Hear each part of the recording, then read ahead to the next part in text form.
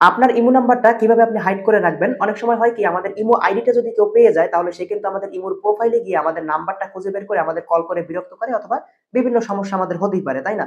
তো এক্ষেত্রে আপনি চাইলে কিন্তু আপনার ইমো আইডিটা যদি কারো কাছে থাকে, আপনার সাথে ইমোতে যোগাযোগ করতে পারবে কিন্তু আপনার ইমো নাম্বারটা পাবে না, সে আপনাকে ফোন কল করতে পারবে না। কিভাবে এই কাজটা করবেন, কিভাবে একটা সেটিং এর মাধ্যমে অফ করে রাখবেন, চলুন এটাই কিন্তু দেখাবো আজকের এই ভিডিওতে। আর অবশ্যই ভিডিওটি ভালো লাগলে শেয়ার করে বন্ধুদের দেখার সুযোগ করে দিন।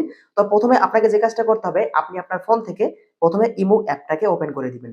ইমো অ্যাপটা ওপেন করার পরে উপর থেকে আপনি আপনার ইমোর প্রোফাইলে চলে আসবেন। নিচ থেকে দেখতে পারবেন সেটিং অ্যান্ড প্রাইভেসি, এই অপশনটার উপর একটা ক্লিক করে দিবেন। এবারে নিচে আসুন, নিচে আসলে দেখতে পারবেন এখান থেকে এই যে আমি একদম নিচে আসলাম, দেখতে পাচ্ছেন প্রোফাইল প্রাইভেসি, এখানে ক্লিক করুন। প্রোফাইল প্রাইভেসিতে ক্লিক করার পরে দেখতে পারবেন এখান থেকে এবারে দেখতে পারবেন নিচে একটা অপশন রয়েছে who can see my imo ID, এটার উপর একটা ক্লিক করুন। এটার উপরে ক্লিক করলে দেখতে পারবেন এখান থেকে কনট্যাক্ট দেওয়া আছে।